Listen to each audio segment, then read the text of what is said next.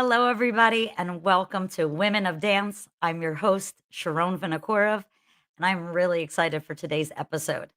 My guest today is not only an incredibly talented dancer, choreographer, competitor, just an all around badass bitch, right? But she's one of the realest, most down to earth people I know. I had so much fun just doing her test stream yesterday. I can't wait to share her story with you guys. She really is awesome. And before we get going, just a disclaimer. Today's episode is recommended for a mature audience. There will be cursing. So just know that now. Please, if you have your children around, put on earphones or send them out to go play. So, with that warning being disclosed, please welcome my awesome guest today, the incredible Kate Rodriguez. Hey, everybody. The disclaimer has me already laughing. I'm like, oh, that's it. She gave me the green light. It is a wrap. I know, girl. Listen, I mean, let's be real. You are down to earth. You have no filter, which I love about you, Thank right? you. Thank you. And as I told you, you can say whatever you want. I stream this on YouTube and Facebook Live. If anyone's watching wants to comment, feel free. But when I do upload it, I upload it as not for children. Good. So I want you to be free. You say what you want. You say how you want.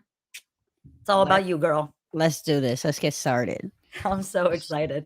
So, as I said before, we are live on both platforms. So, if anybody has any questions for myself or Kate, please do not hesitate to comment. We will try to get to them as soon as possible.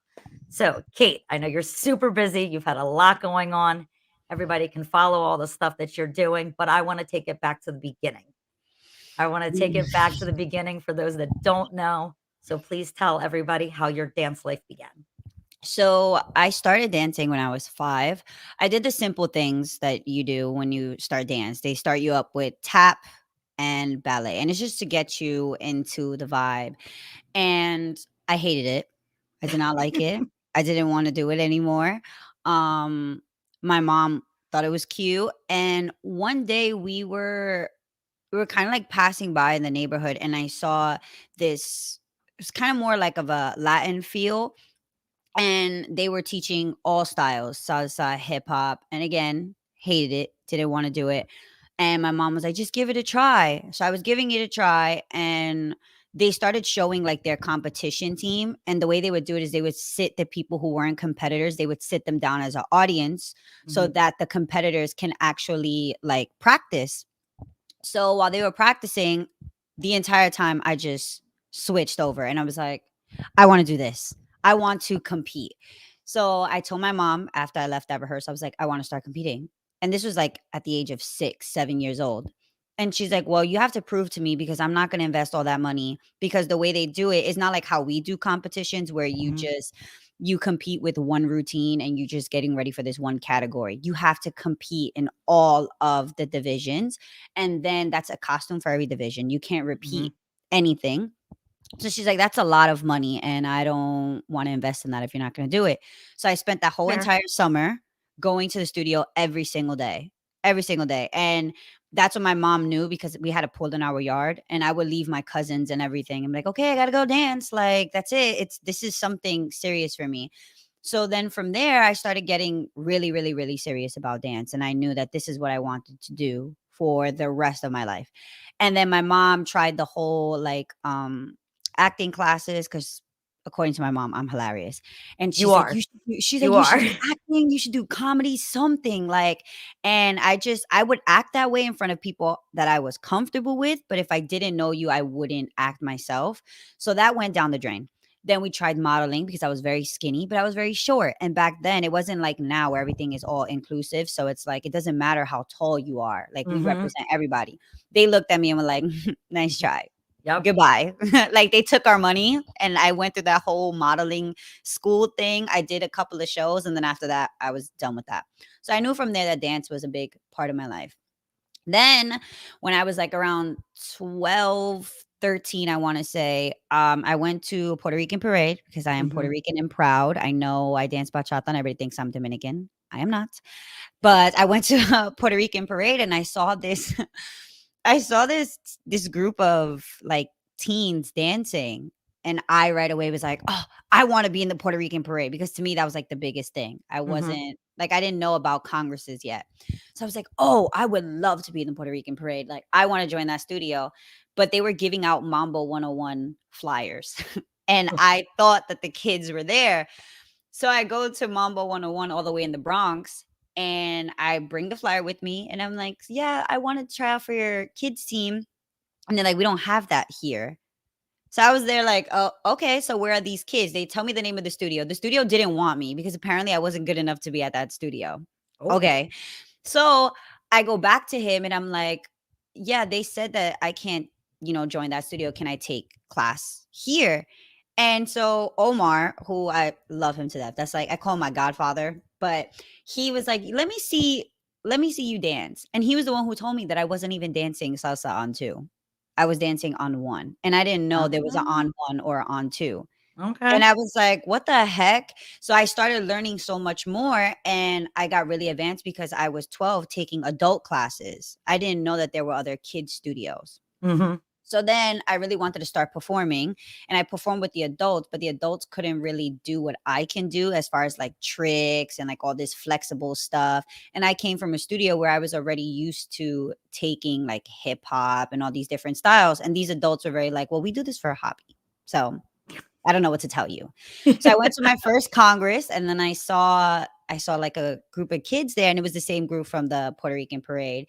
And I wanted so bad, not to be a part of them, but like to do other things. So then my Mhm. mom started a program, which was Unified Dance Studio.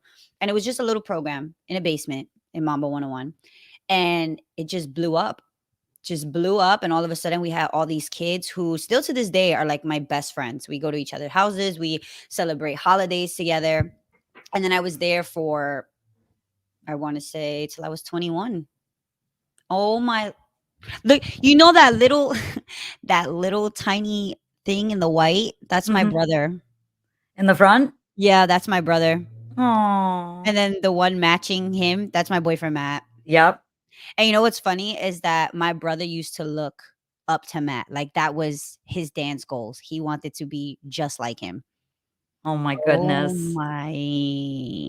Are Oh, you and then crying? and this is and this is us. It's funny because these are the competitions we used to go to, and we were the only ones who would bring Latin styles to these competitions. They favor tap, jazz, lyrical, contemporary. They favor everything, and this was their folkloric category that allowed us to do like Bollywood and any Latin style. And we always won because we were the only ones who would show up with this I style. love it. But it was really fun. So yeah, I kept going here until I was like 21, and then my mom decided to hand it over to me and was like, "I cannot do this anymore.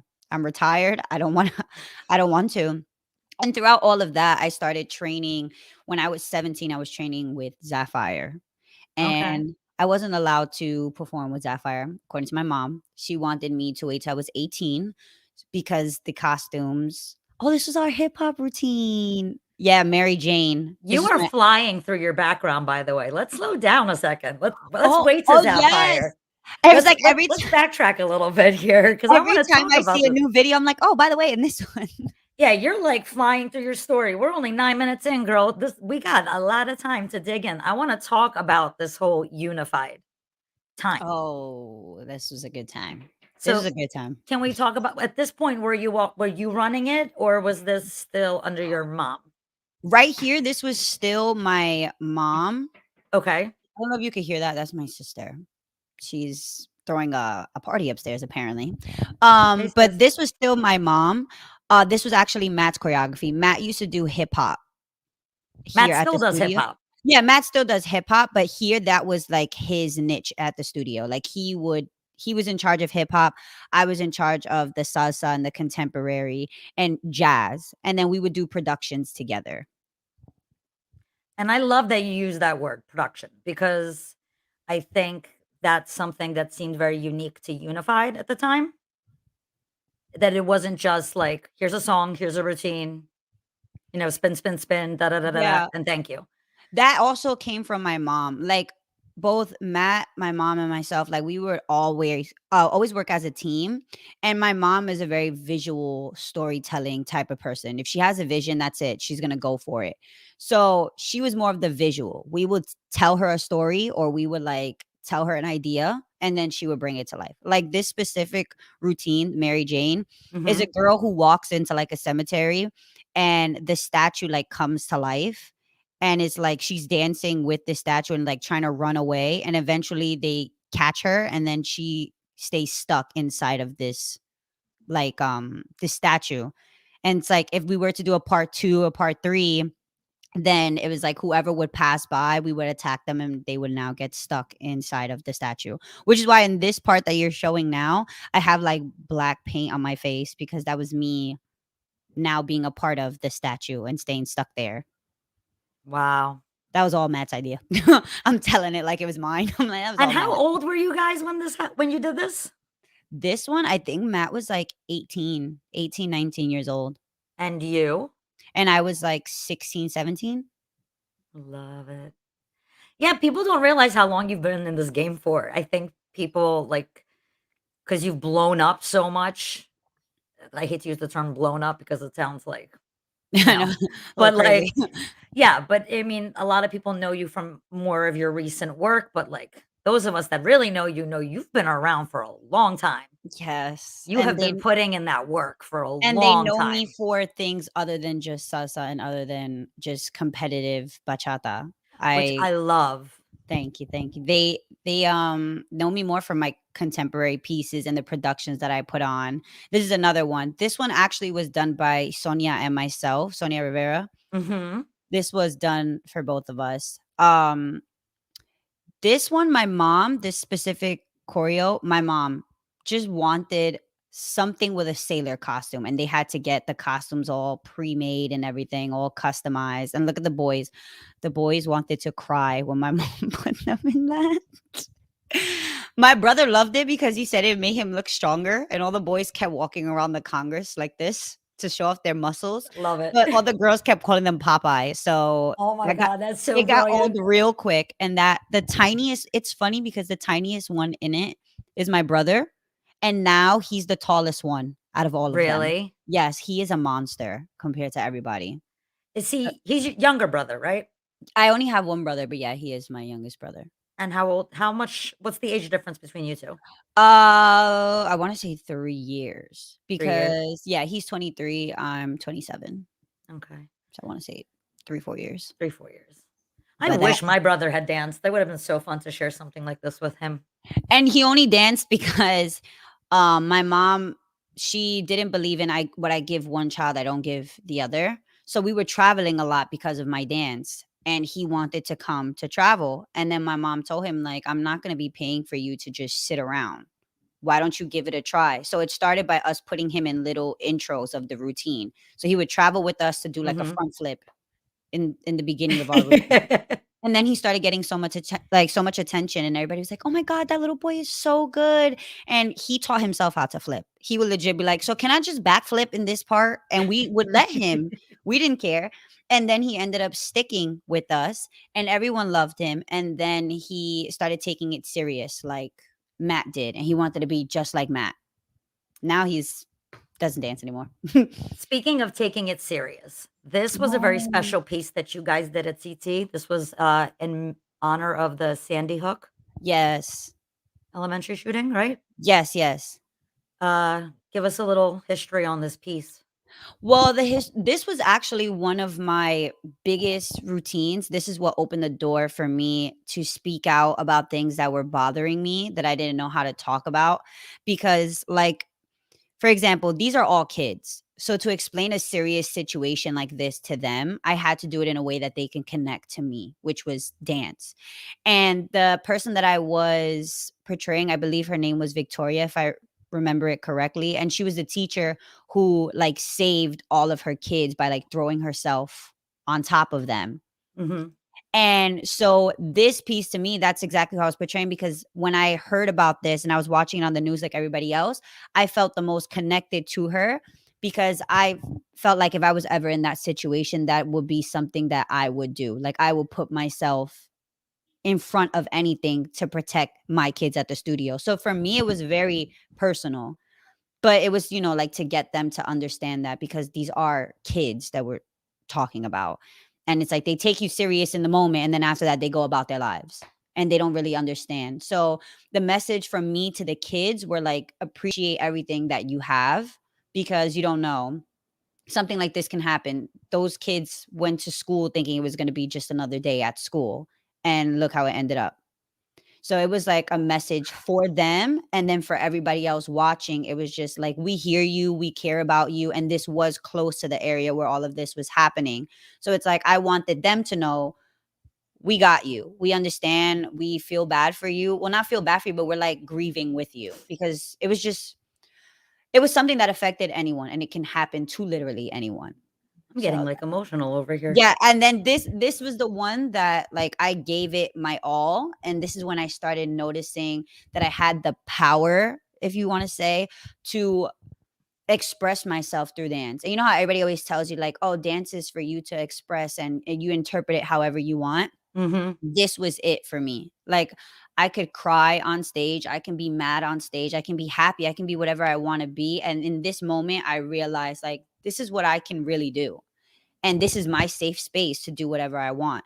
And then I started becoming very open with these type of pieces, and I would do like suicide prevention. I would do mental health awareness. Like I started Mhm. going really into everything that I felt like I needed to talk on, especially with dealing with kids and Oh, letting for them. sure. And then my kids, they look up to me as a role model, and to them it's like, oh, she's so happy, she's always joking around with us, she loves us so much. And it's like there's a price to all of this, and it's like I am fighting my own battles, but I don't know how to tell them, and I never wanted them to feel like, oh, it's my fault. So I made them feel like we're in it together, and if you can relate to this, like, you fit in too, like you're not the only one. So I love that. That's so powerful. We're gonna move on in your dance journey. Before okay. we get to Sapphire, though, there was a time Oh my, where you you were on Santo Rico, oh, yes. The thing is, funny enough, I was actually on Sapphire before I was on SR, but my mom didn't let me perform with Sapphire yet. which is why I couldn't find videos of you on Sapphire before this time Yes, period. Got it. I was training with them, and the way it happened is I had auditioned for their semi-pro, and I made it to the pro team because I had nailed the trick right there, and Arlette was like, "We need you now. Like, we need you right now." And my mom was, again, I come from a kid's studio, so my Mhm. mom was like, "She can train here, but she cannot perform yet." And they were like, "Oh, why not?" And her thing was when she's 18, she's of age to do whatever she wants, obviously in a respectful manner, but no one can talk about what she's wearing. No one can Mhm. tell her what she's doing is wrong. She shouldn't be dancing with adults. She's 18. And I Yeah. raised my daughter, like to be respectful. So she wanted to wait till 18. And for my 18th birthday, I ended up doing like a debut with Sapphire, which was in two couples, I believe. It's still on YouTube. I watch it every now and then. Mhm. And then the following week, Thomas called and was like, "Hey, we're a girl short for our production in Berlin. Do you want to go?" I was I was in shock.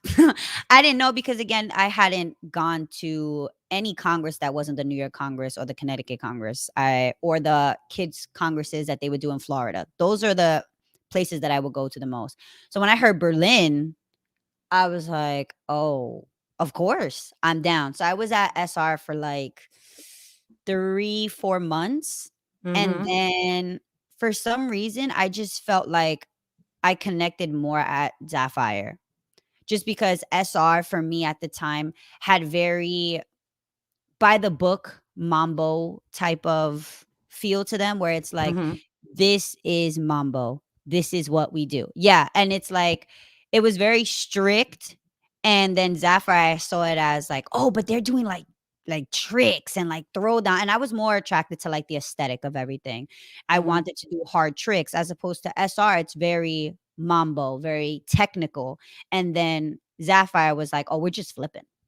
And I was like, "Oh, well, I wanna start flipping too." So, that's why I went back to Sapphire. It just felt like it fit me more. I mean, I love that explain the difference between the companies? Because I think a lot of people just think salsa is salsa and dancing is Yeah. dancing, but there's so many different aspects to it, right? There's so many different things that you can find that are your niche, right? Like you Mhm. said, you really like the tricks. Like you know me, I like to fly. Yeah. There are certain things that we love, and then there are other people who really love classic on 1 or on 2 where there's no tricks, where it's just the dancing. Yes. And there's nothing wrong with liking one more than the Mhm. other. It's really just a preference choice. Yeah. But I think it's something that's really great about the scene is that there are so many different things. Like, Yes. you And can this focus. this team did challenge me. They challenged me a whole lot because it was my first professional gig. Not even so much like just payment, but this was my first professional gig at a congress that wasn't dedicated to kids. Like I was an adult here and I had Mhm. to act like a professional. And then as a professional debut, this ended up being a hour-long production. We did 13 routines with Mhm. no break in between. Like, I'm watching it, I'm like, "Alright, this already this one right here is already routine number 2."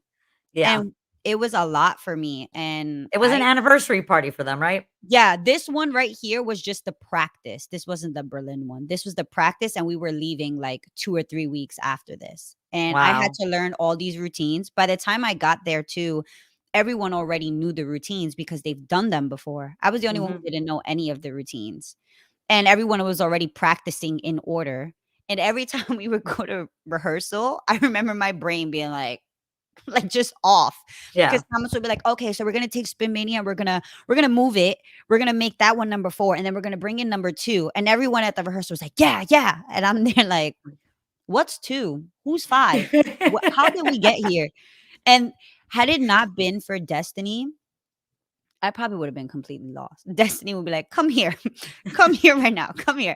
And she would break down every single thing for me, and she had so much patience. I love her so much. I love her too. She's amazing. Had it not been for Des, I probably would have never made it all the way to the end. No. It was Support of a sister. yes, it was a lot. And we would get out of rehearsals 2, 3 o'clock in the morning, and Mhm. Des would see me and she's like, "Come on, get in my car. I'll take you home." And because I would stay there later rehearsing with her, and we lived in the same area, so she would drop me off home, and it was a good time. Good time to be alive. Me now, I'm like, "Mm-mm, that's too much. I can't my brain can't hold all of that. Mm-mm." I love it. I do wanna jump back maybe in time, if not oh, look at that face. I know. So my brother used to dance. Can we This talk about this? Because I do believe that if you look this up, it says, "So you think you can dance routine." yes. So can we talk about that real quick? So this routine was our audition for So You Think You Could Dance. And the way that happened, to make a long story short, because there was a lot of back and forth, I was supposed to go with someone else. The day before auditions, after I had been rehearsing and everything, they canceled on me. And I had bought everything. I was ready to go. Um, and my mom said, take your brother. And I did not want to. I did not want to. So I was trying to teach him the routine. He couldn't get it. We were arguing, we were fighting. I was Of like, "You know course. what? So fine, we're not gonna go." And then Carlos saw us arguing and fighting. So Carlos from Sapphire comes into the studio and he's like, "Take an hour break. Go take an hour break, go eat something, come back, and we'll figure it out." So he ended up teaching this was one of our students' routine. He ended up Mhm. teaching it to us and finishing the whole entire thing because it was, like, still in the works. So we knew a little bit of it, and then he finished it and was like, "And you could do this, and you could do this." And then one of the girls from Sapphire lent me her white costume, and they were like, "Just go for it." And we ended up just trying for it, didn't think anything was gonna happen. I made it to the choreography round, and then after that, they announced that I had made it to Vegas week, and I was crying, and he was crying, and it was very emotional. And then after that day, he was like, "Well, that's it. Like, I just served my purpose. I'm done." And I told him, I said, "I would stay your partner. I will stay your partner after that." So we started performing everywhere, just us two, and coming out with choreos, just us two. Then we started teaching together at like little events here and there. And he was still very young. So to him, this was like, a big deal. Yeah, for And me, I sure. was by here, I was already used to it because I was dancing with Sapphire, and then I was running the studio, so I was already used to all of it, but for him, this was a big deal. Mhm. And he went from being Kate's brother to now everyone knew his name. So I did my job. I kept my promise. I love that. It must be really special to be able to share something like that with your brother. Yes, and then we actually auditioned like 2 or 3 more times. Mhm. The last time that we both decided we didn't wanna do it anymore, because the show itself started going, like, downhill. Everyone was already over it. Other dance shows were coming out. So they Mhm. were looking for more of a story than they were looking for actual dancers. So Okay. when we went to the audition, they were like, "Oh, so what's the story?" And we were like, "We don't have a story." But my brother was finally of age. So we were like, "Okay, well, I guess that's our story. Now we have to compete to see who can make it on the show because now we're 2 separate And yeah. contestants." Like, now he's 18. So I started crying in the corner because I've never seen him audition for anything, and he was giving it his all. He was doing the contemporary, and this guy, my brother calls him guy with the ponytail. This guy with a ponytail didn't know the choreo, but he was like, "I'm dancing for my son." And he made it, and he gave them a whole sob story of Ugh. his son and how he's a single dad, and, like, no shade to him, but he messed up the entire round, and they were like, "Oh, we're gonna give you a second chance because we wanna see you succeed for your son." Clearly, he didn't. But my brother was so mad, so every time he hears the One Direction song, I think it's like Mhm. "Story of My Life," he's like, "Guy with the ponytail." He gets so mad. And then after that is when we decided that we weren't gonna audition anymore because it just became too much of, like, if you don't have a story, if you're not gonna emotionally struck anybody when they're watching the show, it's like, "Okay, so you can dance, that's great. Moving on." Yeah, I feel like all those dance shows start off so strong, and Mhm. then they, And then you they know, start to lose, and they become the whole reality TV show of it's not everything. about the dancing anymore. Yes. All right, we're gonna go to the company that you've mentioned more than once now. You with Oh, Sapphire. So, I love get why your them. mom wanted you to wait till you were 18. I Yes. get Yeah, it. I get it. I totally get it. Love them. They will forever be my family. I love them so much. I actually teach my company now at Sapphire, and I make sure everything that I do is always it somehow leads me back to Sapphire where I can give back, I can help. If I'm teaching my classes, like my open level classes, I make sure I try to keep them at Sapphire just because I'm truly grateful for everything that they've done for me. I remember Arlette would be like, "Babe, you can't wear that. You can't dress like that. You have to, like, you can't say this. You got to watch your mouth sometimes." Like, they were always looking out for me. Love them. They will forever be my dance parents. And then Zoe, oh my God, Zoe, my little baby Zoe. She's the cutest. She is. And it's so funny because she has both their personalities. She is Mhm. hilarious. Hilarious. And I tell them all the time, I'm like, you guys are great parents because of me. Because of me. You guys had to raise me, and now you know what it's like to make sure that your kid is eating, your kid is happy, make sure your kid is safe. Do you Yeah. look at Arlette as like a dance mom? Yeah, I do. Arlette is definitely my dance mama, and she is so proud of everything that I do. And there's been times where I'm like, as a soloist, I'm like, I'm not made for this. And Arlette's like, "Shut up. Yes, you are. Do it. Go for it. And if you fail, who cares? Try again." Like, she's definitely a dance mom to me. Her and Saya from MG. Mhm. Saya doesn't let me give up for nothing. For absolutely nothing. When we get into my company now, we'll touch base with Miss Saya, Oh, absolutely. who And does we will not let. definitely get to your company. We just gotta go through the proper Yeah, timeline, we of gotta course. so that everyone understands. But Understands yes. the journey, absolutely. Um, Mhm. I've never performed with Arlette. Unfortunately, I don't think I've ever had the honor of sharing a stage with her. She's such a badass. Can you talk about the energy and what it felt like being able to, share the stage with such a strong woman? At rehearsal, that's exactly what she would tell me to be. She'd be like, "Just be badass, babe." And she's very soft spoken, Mhm. but when she's not, She's not. So we got along very well from the jump because I was someone who had a lot of training. So I Mhm. never really asked her any questions. She would just dance and I would observe and I would be like, okay, so she did this. So she did this. I wasn't someone to like really like ask a lot of questions. So her advice to me was always just be badass and don't apologize for anything. Like you go out there and as long as you're confident, just sell that.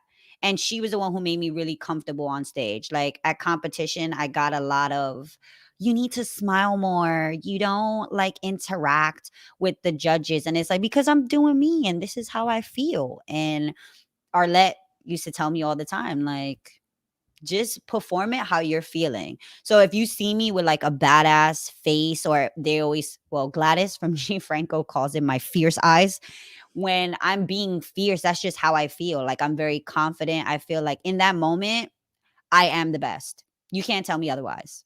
But that's only on stage. I'm not like that in real life. But that's my that's my on stage persona is like I'm the best. You can say whatever you want. It's not gonna affect me because that's just what I believe. Too late.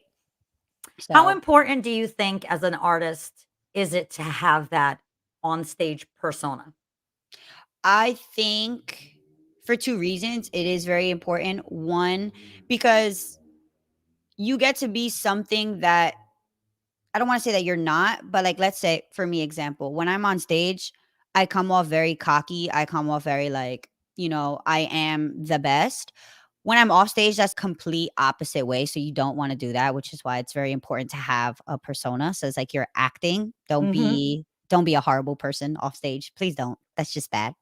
So it's good to have a persona that you can pretend to be, and second, it just creates that safe space and that kind of like this pretend world.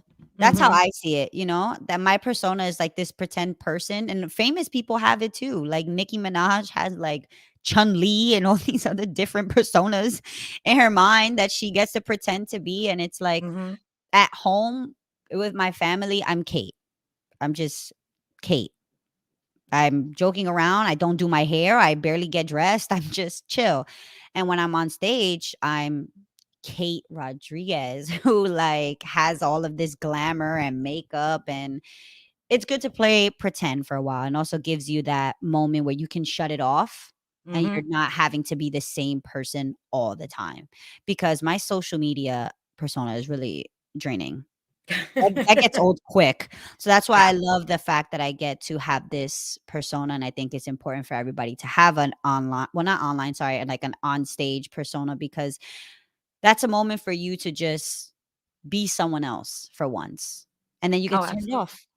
Turn it off and you keep it pushing. Yep. Can we talk a little bit? I know, this is the 3rd piece I think I'm showing of you as Yeah. Sapphire. I think a lot of people have this idea about when we perform that it's all about big stages and whatnot, but sometimes we're in tiny nightclubs This and in tiny little spaces. we How do joke you adjust? we joked about this because this was in a hookah lounge. Nice. And as I was performing, people were blowing hookah in my face. Like, Ugh. I would turn around and people are like, in the show. And we would joke around like, "Guys, we have to stay close together because if not, they're gonna take our air, what's left of it." And you can see where Arlette and I just came from. There's a hookah on the table, and Miss Thang is just smoking it. The other one is, like, recording. The guy in the front drinking his water bottle. Yeah, it's a mess. It's a mess when you're performing in small little spaces like this. Do you ever find your persona different when you're in a small space than when you are Yes. on stage? Yeah, oh my god, look, the hookah in the back right next to Carlos. It's just Right hookahs right everywhere. behind Carlos. Yes, I find myself very not insecure, but, like, it's weird to explain, but I feel like you as a dancer will understand. Mhm. Um, when I am performing in a small space like this isn't what I'm used to, so this isn't, like, Congress energy. Yep. So in my head, I feel like I have this conversation as I'm on stage, like, they're probably like, "Ew, what the heck are you wearing? Why are you wearing that? Why are you doing this? This isn't salsa. Why are you doing tricks?" I have that conversation with me on stage when I'm in little clubs like that because I know what they're thinking already. And then when I'm on stage, for me, I don't say anything because I know they're used to this. So I know it's normal for them. So that's the difference. My persona definitely turns down a lot when I'm in these little small club areas because I already know what they're thinking. I already know what they're saying. Horrible. You just Horrible. know. Even when I was on tour with, Raoling, I knew it. And then I would go through the comments. I shouldn't, but I go through the comments and they're like, "Why are they flipping? That's not dance. Oh my god, they call that bachata." And I'm like, "We are the entertainment. Yeah. We are putting on a show." So while he's singing, this like we are a part of the production. Yeah, And exactly. and because we're not doing a bunch of basics back and forth, it's like that's not it. So my persona does change a lot and I try not to let it affect me mentally because then I start to let it affect my dance and I don't perform as what I was performing, which was what got me hired to begin with. Mhm. So yeah. I want to start to segue a little bit into Kate as a director. We kind of touched on Kate as a choreographer Yeah. with Unified. And you talked about your storytelling and how Yes. you got to convey all these messages. Let's talk about KDC Oh, look at my little chicken nuggets. You know what's funny? version 1.0 because we'll talk about KDC in the present later. Yeah. But I want to talk about this version of This KDC. KDC. Well, first all of these girls, all in college now. My Oh little my god. chicken nuggets, they're all in college now. I love them so much. And to see their graduation pictures and their prom pictures makes me cry. And I tell Aw. them all the time, I'm like, I'm not old. You guys are. I don't know who gave them permission to all grow up, but they did.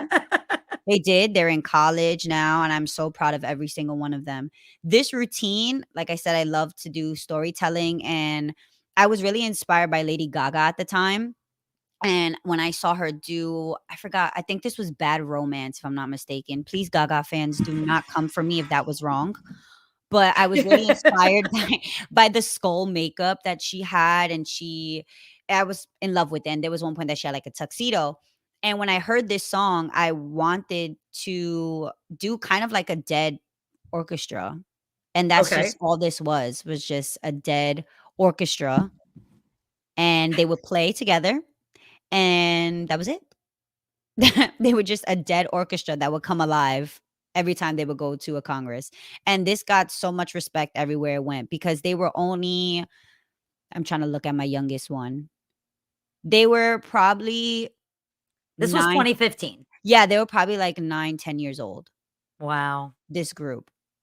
They were really young and they would dance like this. This was like a big deal for them. I love Oh, it. my little babies. Your little babies. Yes, my little chicken nuggets. Now they're so grown. I can't. They get me mad. That's so funny. That Mm. is so funny. Oh my goodness, these videos are driving me crazy. Talk about working with kids. Working with kids, there are a lot of plus and then there are a Mhm. lot of minuses. So the pros to working with kids is you are the influence in their life. And as the quote goes, you have to be the change you want to see in this world. Mhm. So if you want a respectful, kind world to live in, it starts with our kids. So you have to teach them respect and kindness. And I feel like when I used to teach, that's mainly what I wanted for them. So a plus for me was that I was the one who would set that to them. I was the one who was building their confidence. I was the one who was reminding them that I am proud of them.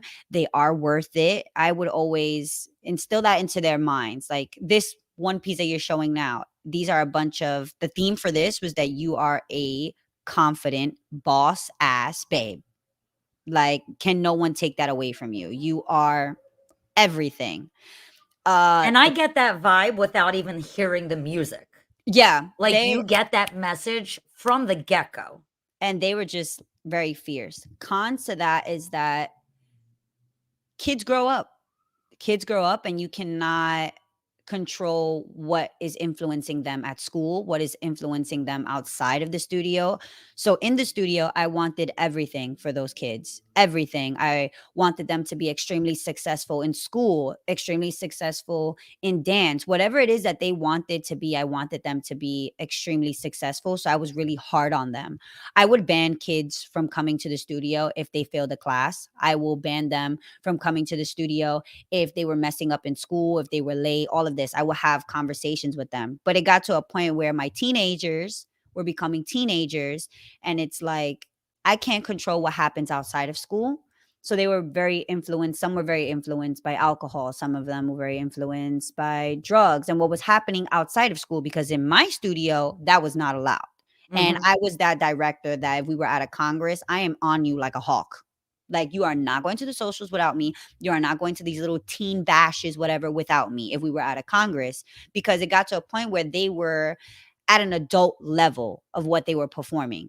Mhm. So I had to take them to adult congresses because they weren't being respected and they weren't being taken in as little professionals in the kids congresses. So I would take them to the adults and they would get the respect, but I was on them. So I knew they weren't getting that influence from me. Mhm. But it got to a point where I was fighting that all of the time. And I feel like that happens with every director that I speak to. Everything's good in the beginning. Everyone, they love to dance. And it comes to a point where they get to that age, and it's usually 16, 17 years old, Mhm. where dance is just a hobby now, which is fine, you know, but it becomes a hobby because they want to go to parties. It becomes a hobby because they want to hang out with their friends that make fun of them, or they just don't get the fact that dance is so important to them. So Mhm. it becomes that battle of me and the outside world, which is why I ended up leaving, um like teaching kids, why I ended up stopping for a little bit, because although I was changing lives and I was bringing awareness to these situations through dance, and I was teaching them and I was serving them as a good role model in my opinion, Mhm. but I couldn't keep fighting with them because they were starting to lose respect for me, because it was like, well, I just want to party with my friends, why do I have to go to this Congress? And then I started becoming the bad guy. And I'm like, they're going to start hating me soon, because now Mhm. I became that extra parent. It's like my mom's telling me I can't have an outside life. Now you're telling me I have to prioritize this studio over my outside life. And it became that back and forth where I wanted it way too much for them. I saw potential in them, and Mhm. a lot of them didn't see it in themselves, because at the moment, hanging out at the mall all day long was more important. Kids and their priorities, what are you gonna Yes, do? and then it's funny, oh my lord, and then it's funny because that backflip. It's funny because now that they're a lot older, and we'll get into my present company now, but now that they're a lot older, I get the messages like, "Hi, I'm back," and I'm like, Yeah. "No, no, no, no, no, nice try." Nope, when you're a little bit older, then we can talk. Just because now I wanna make sure if I'm gonna give my time, that it doesn't happen again where I become too passionate about what you're doing, because that's someone, if you work with me, no matter what we do, if you're around me, I want everyone to succeed. And if Mhm. I have the tools to give it to you, I will. And I will become that annoying friend who's like, "Hey, so have you been doing this? Have you been checking this? Like, I saw this and thought of you." And you're like, "Girl, let me live my life." Like, just let me do me. So yeah.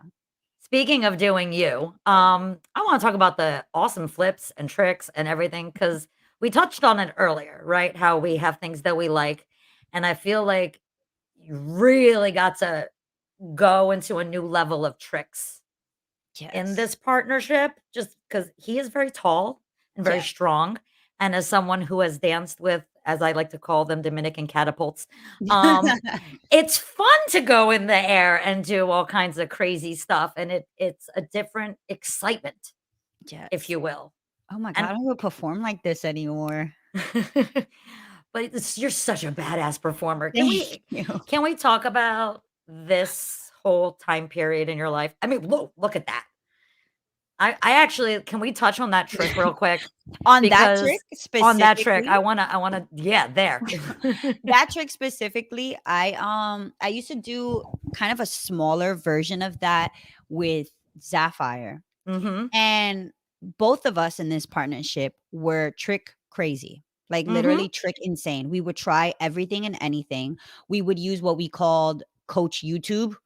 and we would try to get, like, I um know all about Coach YouTube. yeah, and we would try to get, like, handhold experts on YouTube to explain to us where your weight should be, because if we were like that trick, we would be Mhm, like, "Okay, how can we figure out to make this work?" So we would go to Coach YouTube to figure out what handhold you think we should do.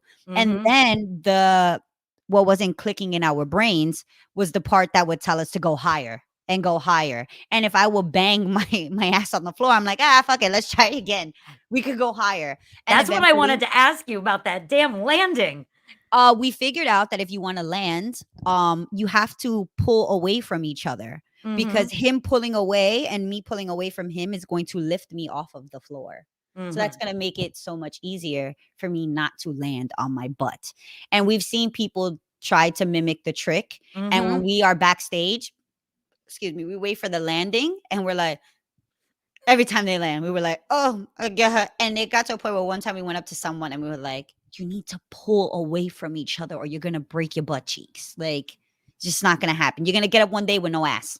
Literally, I remember the first time I saw that trick, I was like, "Is she okay?"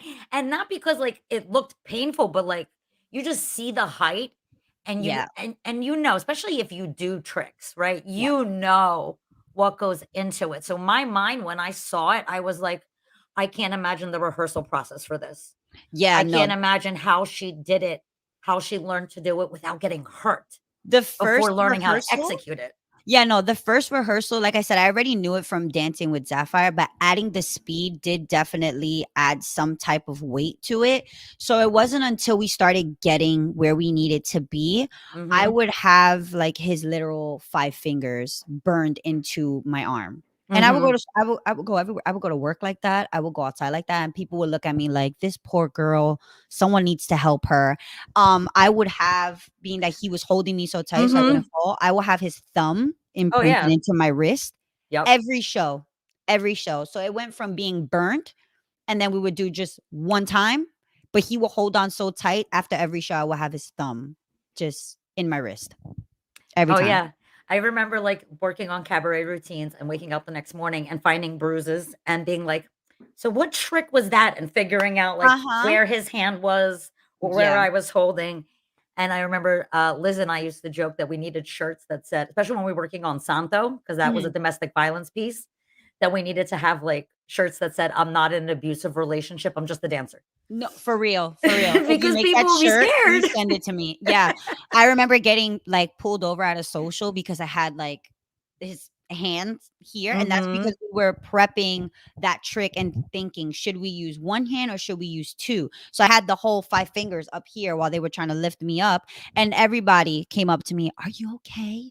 Are Yep. you okay?" And I'm like, "Yes, look, we can show you right now." And we would put our hands where they were, and everybody's like, "Oh, okay. You're fine." One of my brother's best friends, Adonis, I used to call him my brother too. He came up to me and was like, "If something is happening to you, I need you to be honest with me." I'm like, "Boy, shut up." Just it's my arm and a trick. It was crazy. Like, "I swear I'm fine, mom, don't worry about it." Legit, legit. I will put my poor body through everything for a trick. And I loved it. I I loved every wanna second of it. I wanna talk about this costume. We haven't talked about costumes at all yet. I know there was a Oh. little touching base on them when you were 18 with Yeah. Sapphire. This was a very different look for you guys. I mean, we saw the other costumes, Yes. and they're all fire. They're all fi I love everything that you wear. I think you dress your body very well, which I think is important for women to feel comfortable in what they're wearing. Yes. Um, but this was a different look, and I really loved it. So Yeah. what brought on this change This of one look? was one of my favorites, and it was just because it was going this song we wanted to be very elegant, but Mhm. not do sensual bachata. So we had went to Anya to help us with this. We were like, "What do you see vision-wise?" And she's like she looked at me and was like, "You are gorgeous. You have this thing with your face that you just walk on stage and you demand my attention. So I think Yes. your costume should be very elegant and just like sell that. Don't over the top with anything, just very elegant, very beautiful, because that's just what I get from you when I watch you. Which is why in Mhm. the beginning I would do that solo piece. That was all Anya who was like, "Girl, take out these turns and these splits and all this. I want you to just walk in because from the moment it starts, you just lock me in with your eyes." I'm like, "Okay." So that's where we got the costume idea of just wanting to be elegant and just very simple. And we would joke around because people would come up and be like, "Oh my god, this routine is so beautiful." And we're like, "Really? I feel like I'm not doing anything." I loved it. I loved it, and Anya was right. It's you are beautiful on stage, Thank you, thank absolutely. you. But there was something very elegant about that. And you know what? Honestly, if I had a dollar for every time someone told me Anya inspired a costume or gave them an idea on the show, I think I'd be rich Legit, same. by this And you point. can always tell which one it is. Because if Yep. it's over the top and it's just like bam in your face, I'm like, what Anya told you to do with this? Like, Yep. I know.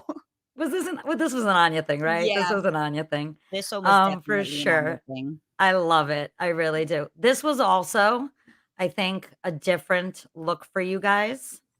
Let me just get a little fast forward here because some of these videos have such long intros, and I'm like, I can't. Oh, this costume. Oh, Why do you say it like that? this costume weighs a ton. Oh yeah. Oh, for anything like with that, with the stones, yeah, for sure. I have them. It's not even the stones. It's those little beads, the dangly beads. Do you know how many I Mhm. have on those? Has to be at least 100 in the front and 100 in the back. That skirt alone felt like I had 20 people just yanking on my waist. And I had to spin, I had to do tricks, I had to do everything with that heavy costume. That costume was beautiful, but it hurt a lot. Mhm. It hurt a lot. We had a costume, similar skirt with AIM, for a bachata routine. Mhm. And for I don't know about you, but like once the stones were added, it wouldn't stay in place. So the weight of the Yeah, stones was always and it was it would twisting. twist and it would pull. So like for me, I was using double-sided hem tape to tape it to my body along the front and back. I'm wondering, did you have to do the same? I didn't tape it just because I have a lot of tricks that were around the waist area, and knowing Mhm. my luck, he would have pulled it somewhere or moved it a little bit, and you would have saw that I had tape just chilling on my stomach, and I was like, "You know what? I will take the risk of my poor little cooter bug showing before I have tape just chilling on my stomach." I can't. I would be so upset if I had tape just, like, on my stomach. To be fair, mine probably fell off because I have no curves, but I'm done. hashtag white girl problems. I'm Um, done. but I mean, the thing is, it's hard with tricks to decide on a costume. I was talking about this with Vera last week, right? It's really difficult when you're coming up with something to wear because you want something beautiful, but it has to be functional. Yes. So tell me about like, I Well, would have been concerned with this skirt, to be honest. especially for this routine, Mhm. um, it being thin in the middle and really pointy was okay, but when I would do this routine in leggings, I felt so much lighter. I would nail everything, we would nail every trick, nothing was like I wasn't heavy.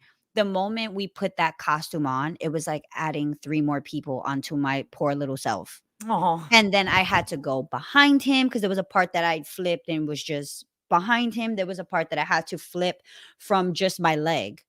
So it's like now you have me plus a good 5-10 pounds on top of that with just the skirt alone. wow. It was so heavy. So for us, the tricks, we obviously you're a dancer, so you understand when you see a trick in mine, you see what fits you in the moment. And if you nail it, you're like, I'm going for it. And then when you put the costume, you're like, oh, okay, this isn't working. Like his costume itself had like these I don't know how to explain it, but it felt like shards of glass. And Ooh, I would get off stage, my entire stomach just bleeding because I was ripped up to shreds. But oh, anything for the look when you're a dancer, anything for the look. we sacrifice so Uh-huh, much. my whole skin was falling off, I'm bleeding. It's like the epitome of the show must go on, which Mhm. perfectly leads to my next Please, I video. already know. The show must go on. Oh, this So this show makes me ugh. no, don't even, because I'll tell you right now, and I think I'm not the only person who believes this. When this happened, we all said the same thing. You won Summit. Like I like, not the world, like, not that you won Summit, because this shit was like your heel got stuck, you ripped that thing the fuck off and went like a like, look at that, you just chucked it, right? oh my And the lord. crowd went nuts, and you went so hard and beasted the rest of the routine with My one face, fucking so shoe. angry. So angry. Oh. You see the shoe in the back? Yes. At one Yeah. point, I saw Edwin, like, kicked it out of the way. Yes, and then you Wh know what's funny is that all of this happened so fast, everyone Mhm. throughout the entire routine was trying to figure out whose shoe it was, and the only ones who knew were obviously myself and my partner. We're the only ones who knew. Not even Jacob, and I was his partner for that trick part that was just coming up, and he didn't know, and we're doing partner work here where I have to do multiple spins Mhm. nonstop, and I'm still, surprisingly, still on point with one shoe. I mean, talk seriously, you won Oh my Summit with god. that alone. Like, that's what everybody talked about. We talk This about, like, is a water cooler moment, like, that was it. People were talking about that for weeks. I was so upset. I was so upset. And I think I was upset because the day before I had competed with my partner and we nailed everything. Nailed everything. And we still came in second and we were upset. And we spent the entire night drilling and drilling and trying to figure out what was it that needed to be fixed. So we decided what needed to be fixed was the entrance to our main trick. We set that entrance, we changed it even though we shouldn't have, and I know we shouldn't have, but I didn't fight hard enough, so he decided to change it. When we competed, and you know, when you compete, you have that one last chance, Yep. he forgot we changed the intro to the trick. So I go for the intro for the trick. He doesn't go for that same intro for the trick, so we messed up, and we already knew, that's it, we're in second. Then Yep. Ernesto and Denise went. They messed up their trick, which we called, I forgot what it was, that little hopscotch thing that they do around the thing. Mhm. They messed up on their trick. So they were mad. And me and Denise were just crying in the back, like, Oh you're a my bad god. bitch. You still got this. And she's like, no, you're a bad bitch. You still got this. So I'm like, listen, we got one more routine. Edwin took us to the bathroom like we were kids. He was like, in the bathroom, everybody. We get into the bathroom and he's like, I don't care what happened. At the end of the day, we are a team and we work way too damn hard for this shit. So we all looking at Edwin like, yeah, yeah. So I was ready. I'm like, that's it. This is the moment that I'm going to redeem myself. And then my shoe comes off. And in my head, I'm like, no fucking way. You have to shit me. Like right now is what we're going to do. And then I'm looking at, because what happened was, is my partner's like shoelace or something came out, just came out of nowhere and wraps around my heel, and he's stomping down, I'm pulling up and they're just locking. They're Ugh. not coming off. And what was literally 5 seconds felt like 5 minutes. And he's like, "Fuck," and he's like yelling at me and I'm yelling at him and I'm like, "I'm trying." Finally gets out, he leaves. So now I have a whole different partner who doesn't know what the hell just happened to me, and I have to do a trick. And the shoe, the way it came off is that it didn't fully come off, but the Mhm. the heel part was stuck in between my foot, like the arch of my foot. So it wasn't like I could have kept it on because I kept wobbling when I tried to stand on it. And I was trying to Mhm. put my foot in for that little basic, didn't happen.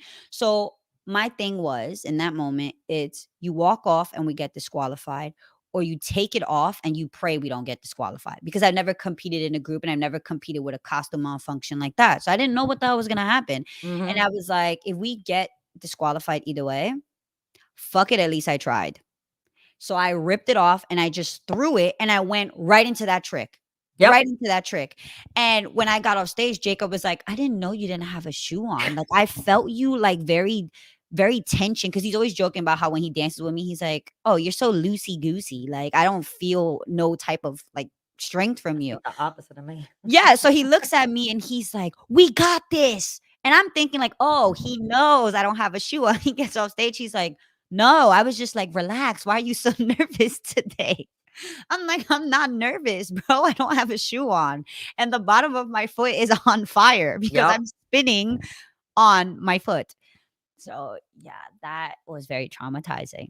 I'm But I sure. but I do know now if I can do anything. I Yep. set my mind to. I know that for sure. For anybody that doesn't know, dancing barefoot on a hardwood floor is really, really painful. Especially when you're up 3.5 inches on the other one Yep. and you're completely flat. Like, it's like I felt like I was bow-legged. Like, I was just this way. Like, But you just on guys stomach. won. Oh, Y'all yeah. won. We won, but I got a lot of backlash for that. You know I got what? a I got Like a I lot of said, backlash for that, and I'm like, "What did you want me to do?" Someone even was like, "Oh, you could have injured other dancers.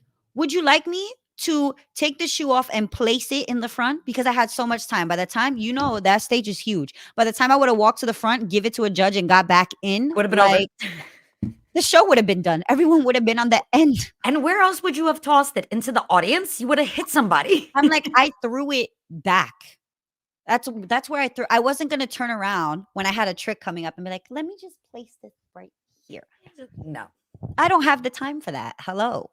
But yeah, so I'm happy we won, even though a lot of people were like, "Oh," there was one comment that really got me upset when they were like, "Oh, had her shoe not come off, they wouldn't have won."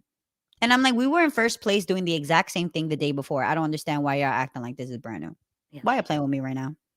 Because people are always going to be, there's Yeah, always people going to be always have haters, something to say. and people Always. always have something to say. Yes, and You can't do I anything learned that. about it. Yes, I definitely learned that the hard way.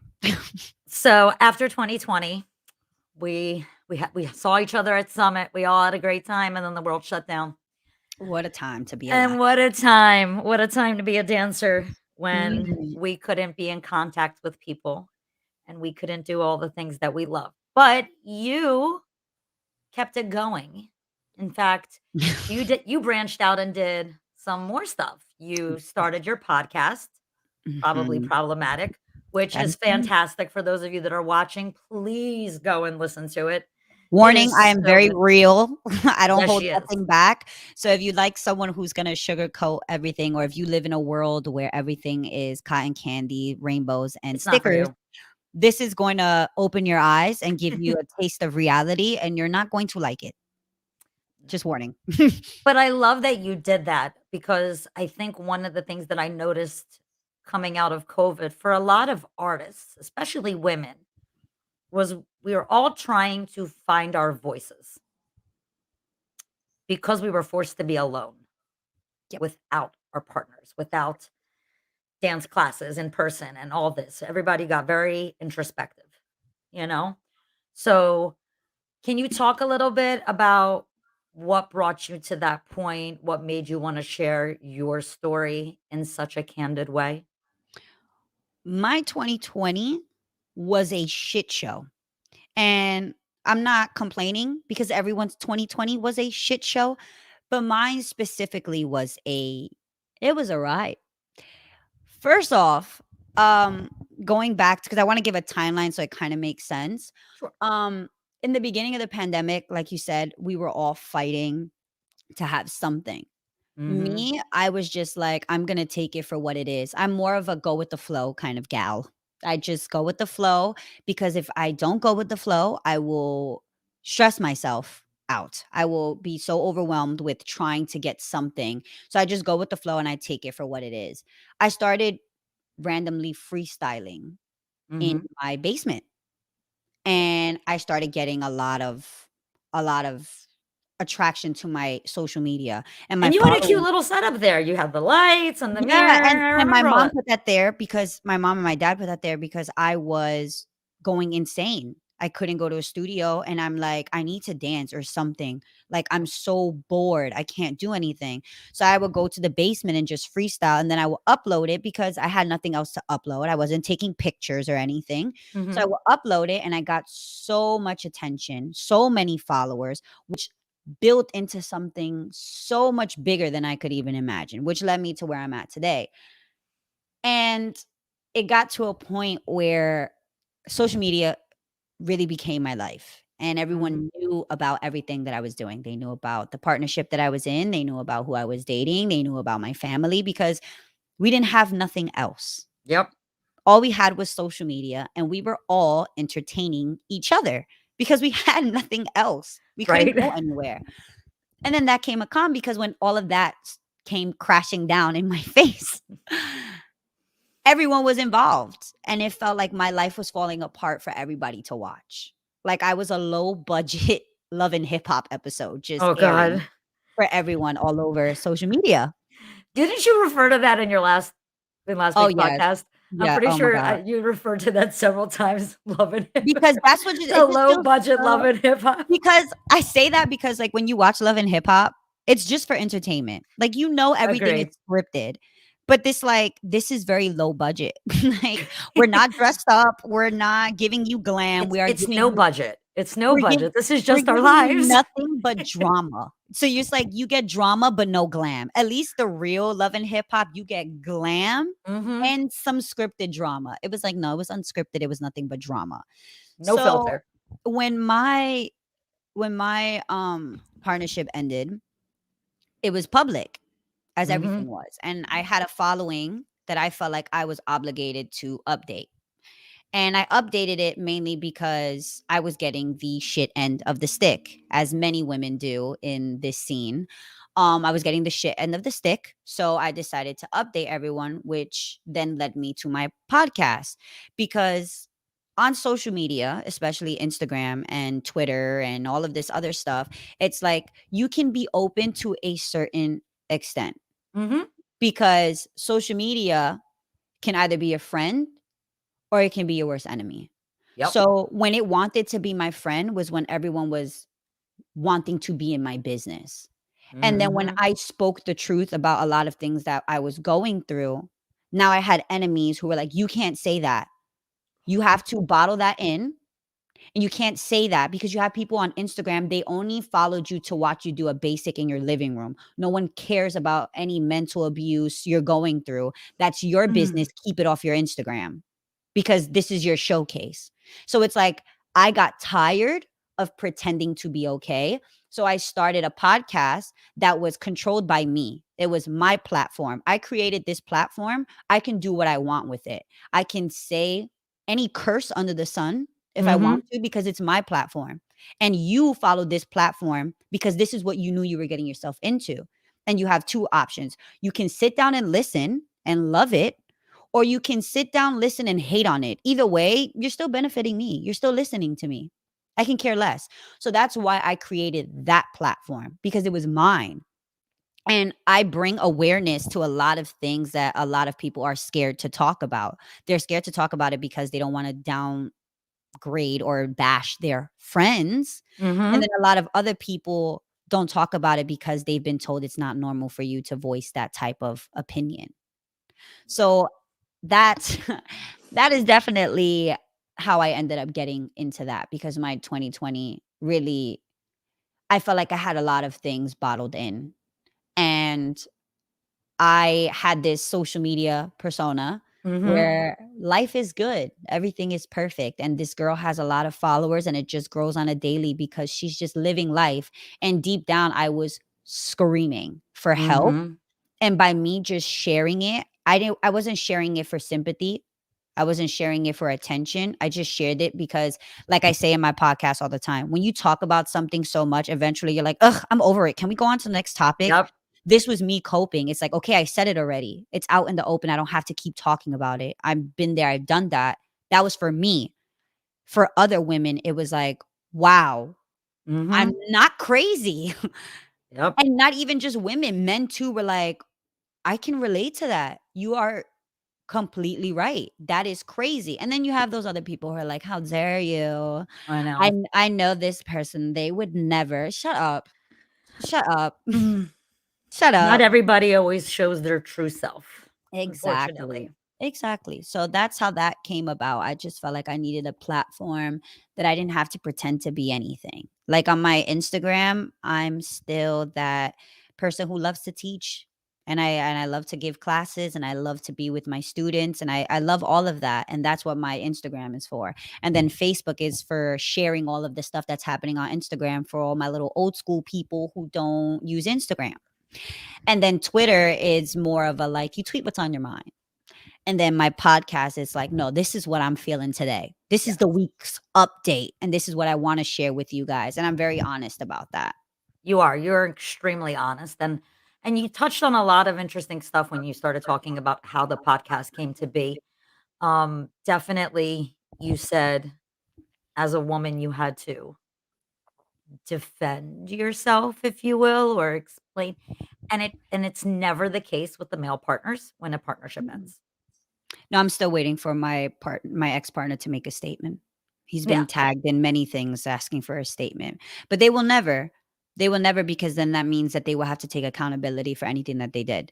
And anybody listening to this, I'm not saying I am the victim, and I'm not saying I want an apology because you can shove that apology where the sun don't shine. I can care less. I'm okay. I'm doing great right now. Yes. Um, but it's just then that means they will have to take accountability. And Which was God the forbid title of last week's podcast, if I'm not mistaken, holding myself that accountable, holding right? myself accountable because last week's episode, I stepped out of character entertaining someone on his side, which shouldn't Mhm. have been because I know my worth. Why am I explaining it to you? But instead, me not holding myself accountable for my action, I acted in the moment and I felt so stupid afterwards. I'm like, girl, yeah, I'm gonna hold you accountable. That was stupid. How dare you? Why are you wasting your time? Why are you wasting your time? And yeah, that's another thing 2020 has taught me is to hold myself accountable and just completely be honest when I'm wrong, completely be honest when I'm right, stand up for what I believe in. Mhm. And if I'm wrong, then we can have that conversation with other people who think that I'm wrong. But if you're going to tell me I'm wrong just because you want to, yeah, no. I'm not engaging in that conversation. We're not Good doing for that. you. Good Yeah. for you. I love it. And again, guys, if you want more of the information about all the dirt that she spills, all the tea, All the things. um, all the tea, please make sure you check out Probably Problematic, My coffee. spelled with a K at the end, right? And it's the perfect Mhm. title for your show. It's perfect. Like It's funny because um Rudy Island Touch. yes, Island Touch. Why did that just leave my brain? Oh, I don't know. I got you. I was gonna say Rudy from El Tigre. That's his name. He called me and he's like, "Love the title. Okay, bye." That's all he says. That's such a Rudy thing to He's like, do. "Love the title. Okay, bye. It just fits you. Okay, no, seriously, bye." And I'm like, it's just because the things that I say are often look like they're always looked at as problematic for two reasons. One, you just always been taught that you can't say those things. Mhm. You can't say your opinion because other people's feelings matter, not yours. And then two, it's looked at as problematic because it starts up a conversation that no one wants to be involved in. It makes everyone uncomfortable, and that is problematic because we can't be uncomfortable either. Yeah, We no, can't but we should be. because it leads to change. Yep. I'm okay now with being uncomfortable. And don't get me wrong, I do have my moments where I'm like, "Okay, I need to stop being problematic. I need to stop already because I'm getting out of hand." Like I really can care less. I will tell everybody and it's like not all things need opinions, but at the same time, I'm not going Mhm. to let you shove your opinion down my throat. I should be okay. Exactly. If it's okay for me to listen to your non-problematic opinion, why can't you hear me out? I'm not telling you to believe it. I'm just saying I want to be heard too. Exactly. Exactly. That's so, so good. In 2020, or I should say maybe you started planning it 2020, but it happened 2021, Camp Kate. Oh my god. You don't understand. Every time someone brings that up, I want to cry. I'm not gonna cry now. I already told my girls I'm over ugly crying. Tired of it. So I'm gonna close my eyes. But Okay. um when I was younger, I had this thing where I wanted to go to sleepaway camp. I Mhm. was raised by a single mom and a grandma who said, "Hell no, that's not happening." You know, Mhm. us Latinas, we don't do that. We don't do the camps. We don't do a sleepaway. You don't sleep over anyone's house. That's just how I was raised. So I would always watch Parent Trap and be like, that must be amazing to like go away with your friends and just do Mhm. friend stuff. And then when I went to high school, all of my friends in high school used to go to dance camps, but they were a part of studio. So that's why their parents trusted it because it's like, oh, they've been Mhm. in that studio for years. I know that instructor. I wasn't in that studio. I was in my mom's studio. And my mom was like, "You're not going to these camps. Get it out of your head. Mhm. It's not happening. You're not going to go sleep for months in an area I'm not comfortable with and don't know." Rightfully so. So I brought it to her attention when I was young, and we were like, one day we should do like a camp. And Mhm. that was always our dream. We wanted to do a camp. And then we started with just little summer camps where we would do it at the studio and we would go and pick up the kids. And it was very cute. And then we planned on doing it like a sleepaway camp. And then my mom retired and said, "I'm not doing this anymore." And last year, with the whole 2020 happening, for 2021, my goal was to do anything and everything that made me happy because I just spent a whole entire year tearing myself apart. And Yeah. this new era of life, I just wanted to do everything that made me happy. And I didn't care if I failed. If I failed, then we throw it in the garbage and we try something else. Camp Kate was one of those things where one day I was teaching my current team and I was just like, we should do like a weekend getaway. And I was like, we should do like a camp where it's like we're training all weekend long. So we're still benefiting from it. But at the same time, we're getting to know each other on a Mhm. personal level because we have to bunk with each other.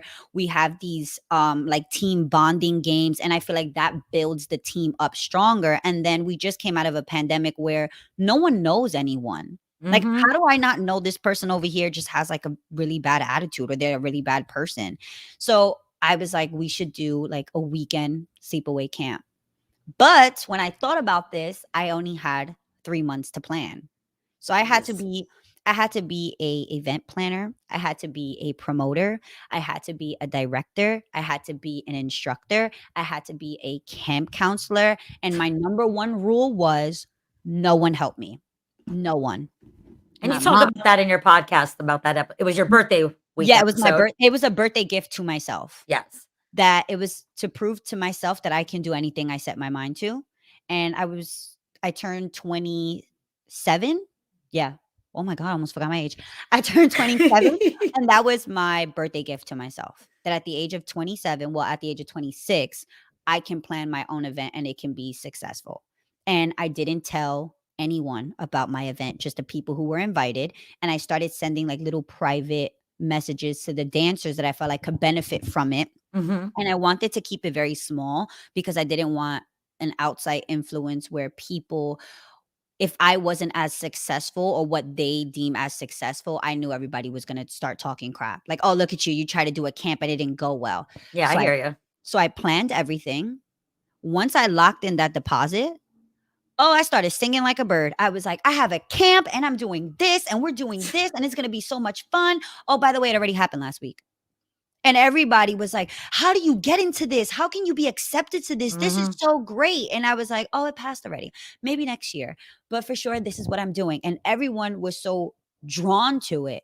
Everyone loved it. So for this year, now that I have more months to plan, we're definitely going to make it a lot bigger. But that is something that's very special to me because the whole idea behind it was adults training like Mhm. what they fear, not fear, but it's like when you see hip hop, salsa, cha-cha, and all these other different styles, you automatically think like, "Oh, only kids can take contemporary. Only kids and teenagers can." Like, no, Yeah, no.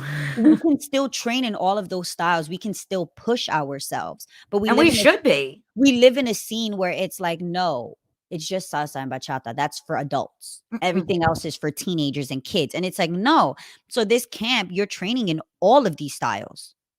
I And love it. then you're forced to we're not playing kids games. We're playing like adult like drinking games and we're playing like adult like team bonding games. And it brings out the kid in everyone to be like, "Okay, I can train really hard and it doesn't have to be mentally and physically draining. I can still have fun. I can also be a part of a team where everyone Mhm. is succeeding and I don't hate on everybody." Or I don't hate the team that I'm on because I'm succeeding and they're totally mad that they can't keep up. Like, it's for all of us. Oh my god, my older babies now. Well, this was a perfect segue, right? Because you had a dance camp for Yep. adults, And they and all this went. and all these ladies were there? All of them. Beautiful. And now this is the Kate Dance Company 2.0, the Yes, adult this is the version. revamped adult version. Everyone on this team is 18 and over. I'm not gonna point anyone out, but I even have some girls who are 28, 29 in Love here, it. and you cannot tell the difference. Nope. Not at all. And they're It's a doing lot of splits and girls. everything. Girl, that's a lot of girls then. A lot of girls now. Talk about 41. I was trying to fit 18 on this stage. Imagine trying to fit 41. Yeah, no, that stage would not have fit 41 Yeah, I dancers. had That to was up I had there. to break my It team does up in not. half. I had to. Unbelievable. For somebody that, like, went through such a hard 2020, I mean, really looks like you came out on top, girl, because it is And not easy to run a team. It is not easy to start over and to have such a large team, such a yep. successful team off the bat. I think that's credit to you, not just as a choreographer, because I'm sure all these ladies were, like, excited to learn your choreo, but you as a director and you as an inspirational woman for these other girls. Women, I should Yeah. say, because 'cause they're not kids. Yeah, my poor babies. But I do owe some of that, and not even some of that, majority of that to them because I didn't want any of this. I the original speech I gave at audition is that I am here to train you to be a better dancer and just a better teammate. I want everyone to have a good time. If we perform ever, that's okay. But the goal here isn't for us to just perform. The goal is for us to grow as dancers. And then they got really good. And I'm like, okay, I can't hide them from the world. People need to see them. A lot of these girls, they've never danced before. This was the Wow. first for them. And I'm like, okay, I need to share them with the world. And we had gotten invited to Chicago. And I was like, we have 9 months to prep. And I trained them as hard as I could. And then we started doing choreography. And then we did the whole costumes. I really gave them the experience. But I always let them know throughout the entire journey, I'm here because of you. I don't wanna be here. I don't want the mental stress. I don't want the physical stress. I don't want because I was so scarred from the 4 years that I've spent in a partnership where I was told what to look like, how to look like it, why I needed to look like that, and at any cost, I had to look like that. So we're talking sorry, trigger warning for anybody who's very sensitive. We're talking eating disorders. We're talking imposter syndrome, where I didn't even know who the hell I was anymore. Wow. I was becoming something for someone else. So I was already mentally scarred and wanted nothing to do with the scene anymore. I came in as I just want to be a teacher. That's it. I just want to teach and I want to coach other people and I want to share what I have. And then I ended up getting really attached to these girls on a very emotional level where it's like I saw that they genuinely just wanted to dance Mhm. and they loved everything about what I had to offer. So as a gift to them, I was like, fine, I'll go back. For you, but I'll go back. And after the debut, I got off stage and it was like a feeling I've never felt in my life. I've never felt that feeling before where it's like I was surrounded by so much love and I got to do what I loved Mhm. just because of that, because I loved it. No one was telling me I had to do this. No one was telling me this is the bar, and if we don't reach this bar, then we're still not good enough. There was no bar.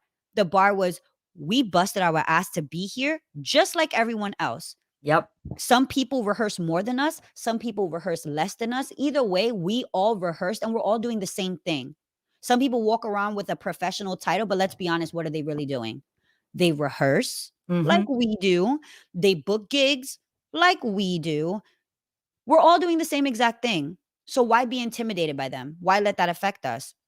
So we went on stage and we just did whatever the hell it was that we wanted to do. And that was to have a good time. And from there on out, that's what my company has been about for everyone to just grow as a dancer and as a teammate and to do it because you love it, not because you have to do it or not because it's what's trending right now. And Mhm. that is what really brought me on top, if you want to say, because there's still more to go. We're just getting started. And now I have to get 41 girls ready for the next show, not just 18. 18, I was like, I can't, like, I was crying. I'm like, I can't. This is too much. And then I was like, you know what? Let's just have auditions. 41 girls get picked. I'm like, where are we putting everyone? Yeah, right? We I don't even saw the fit in. video, the pictures or whatever that you posted of Yeah. your auditions. Like, I've been to dance auditions for movies and Broadway. That's what they look like. Like, this was not like And your regular Latin dance company yeah, audition. No, bitches were lining up. Sorry, I don't want to say bitches. Ladies yeah, were lining up. boss ass bitches. Boss ass bitches. That's okay. We're lining up to like, it was a full on. Yes, Dang. and that was that some girls, because of traffic and other things, couldn't make it, so I had to do a part 2 for auditions, Wow. and they came into the 2nd round, and I was like, "It just gets bigger," and then the thing with me is I don't pick professional dancers because in my opinion, in this scene especially, professional dancers come with egos already where it's like, "You can't train me. I already know this." Or someone Mhm. already taught me that. Or in my old studio, they didn't do it like that. And it's like you get the back talk. So I stay away from professional dancers. I worked with those who have the potential and they have the Mhm. passion for it, which gets a lot of girls by. Because there are girls who are like, I don't know how I'm on this team. I've never danced before. And I'm like, well, Mhm. I saw something in you that fits what I'm looking for. Take it and run with it. And that's how I got the team that I wanted because I go based off of what you give me. I Mhm. don't go based off of, "Oh, what's your resume?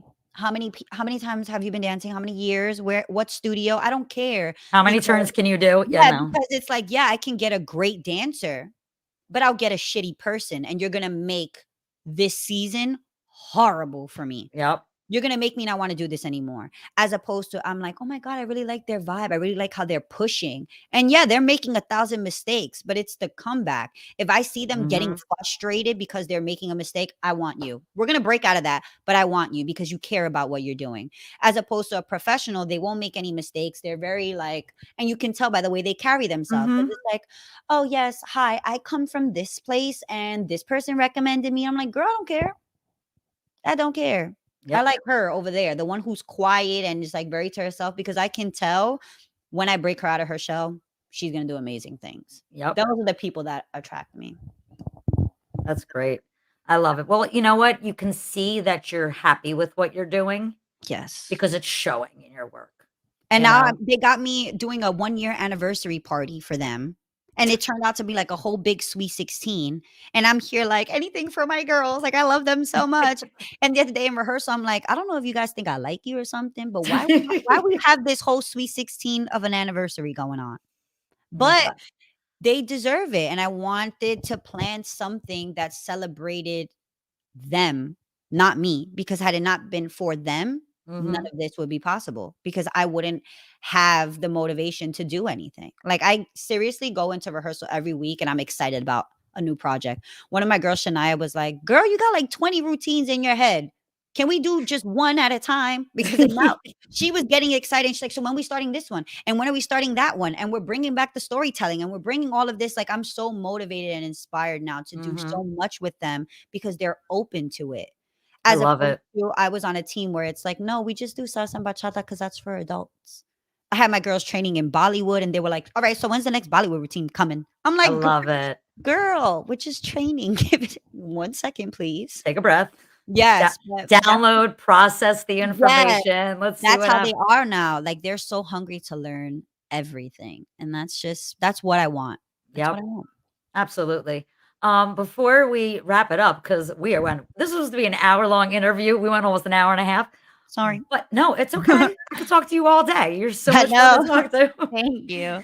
I do want to ask you the same question I ask everybody. And it's so funny. I give it the question in advance to my guests during the prep interview, and I gave it. You're like, I already have it.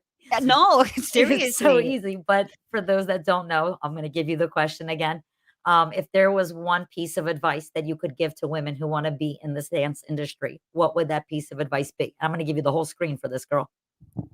To be yourself and put yourself first, because at the end of the day, if you're not happy mentally, none of it is worth it. Literally none of it is worth it. Why continue to have a career and it makes you hate yourself every single day? So that is very key, especially in this dance industry. You have to love yourself and you need to put yourself first and don't let what anyone has to say about you ever affect you. What you believe, spot on. Whatever you believe, go with it and say nice things to yourself. Be kind to yourself. If you are feeling yourself, that doesn't make you cocky, that doesn't make you a bad person. At the end of the day, when it's time for you to go night night for a very long time, you only have you. So please be kind to yourself and put yourself first. I love that. It's so true. It's so true. It's such good I've advice. learned to love myself that literally they can say anything they want about me, and I'm like, "Okay, anyway, moving on." Like, I don't care anymore because I'm happy, and I'm not gonna morph into something that you want because that's not gonna make me happy. What's the point? Such wise words. Ugh. Ladies that are watching, I hope you were paying attention because those were Yes. some serious words of wisdom It right there. it's Take that to definitely heart. it's definitely something to live by. We've had Kate's information scrolling on the bottom of the page this whole time. You can follow her on Facebook, Instagram, TikTok. You can follow her personally. You can follow Kate's Dance Company. You can check out Probably Problematic on all social media platforms, correct? Yes. Amazon, Apple, Yeah, we're Spotify, all there. all there. Um, what is next? What Is is there something announcement you wanna make on an audition coming up or something for people to know about? Camp Kate 2022 is going to be making a comeback. If you're Okay. not following the Camp Kate Instagram, make sure you are following Camp Kate. That's camp with a K. Mhm. I have a lot of meetings coming up next month for the planning of it. The dates and everything will definitely be released in December. And we have a special theme that I feel like is going to resonate with a lot of people. And I feel like everyone's going to have an amazing time because I'm someone with themes. And this theme, I'm going to give you a little hint. Let's just say it's Ooh, really, really magical. And you oh, guys are going to love it. I love when I Okay. get an exclusive. Yes. Yes, definitely an exclusive. It's very magical. And it is And audition based, right? it is audition based, and I'm gonna explain why really quickly because I don't like the whole like tearing dances apart. But the training is very intense. This year's training, we're gonna have a lot of commercial training coming from MG Dance Company. They're located in LA. They Mhm, have a lot of amazing instructors coming down. I will be teaching as well. Matt will be teaching. I have other instructors as well, and we want to really train a lot of dancers. And for someone who is very beginner, this would be that camp that makes you feel very insecure because everyone is just going at the speed of light because everyone wants to take in all the information from mhm. instructors who have worked with people like Lady Gaga, J Balvin. It's like you want to learn all of that, but when you're a beginner, obviously you don't have the mental stability to like really pick it up while they're Yeah, going really fast. So that's why I want to keep it very audition based. I'm not looking for perfect dancers. Obviously, the camp is for us to grow, but I am looking for people who can keep up because I don't wanna hurt anyone or make anyone think that they are not a good dancer. So it's not fair. beginner friendly, it is very intermediate advanced. I'm not looking for perfection, but I'm looking for people who can keep up and also people who are gonna take it very seriously because we do train at least 6 to 8 hours a day before all the fun happens, and our first class starts at 8 a.m. Not gonna lie, my dancer, like, heart just got really happy dancing Right. all day. All day, I and love then it. we do have our lunch breaks, and then we do have our what everyone loves, the color run. We do like a color wars type of thing where Mhm. everyone goes against each other and everybody's just throwing colors all over the place. Oh, They love fun. that, and when people see that, everyone's like, "I wanna go," but I do sadly have to do audition based because I don't want to sell anyone short and everyone's like, "Yeah, I wanna be a part of that," and then you're looking more forward to, like, the bonfire and the drinks rather than Yeah, the that's not the point. training. Yes, exactly. It's not a congress. We don't prioritize that. We prioritize the actual training, not so much the partying. The partying is just a plus. Gotcha. Yep. Alright, guys, well, make sure you look out for that information, follow Kate, get all that information about how you can audition for the camp. Camp Kate 2022. Yes, Very super excited. exciting. I cannot wait to see what you have next coming up. You're so talented. Thank you, You're thank you. so awesome, and I love you, and I can't wait to see what you do next. I'm I really love you, and excited for you. I'm literally so grateful for you to be creating a platform for women where they can speak out how they want, judgment free. This is definitely a safe space for someone like myself who just is tired of being the cookie cutter, perfect black and white life. Now it's time to break down those barriers, and it's because of platforms like this that we're allowed to be like, this is what it is. This is how I feel. And take it or leave it. And I'm still gonna be a boss ass babe. So Go thank you for so it. much for that. Oh, you're very welcome. Thank you again for giving your time and sharing all of your knowledge with us. Guys, thank you so much for tuning in. Join me next week where we take it to Toronto, and my dear friend Carol Cuizon is going to be my guest. Yes. So thank you all. Once again, this has been Women of Dance. I'm your host, Sharonne Vinokurov. Thanks for tuning in. Love you all. See you next time.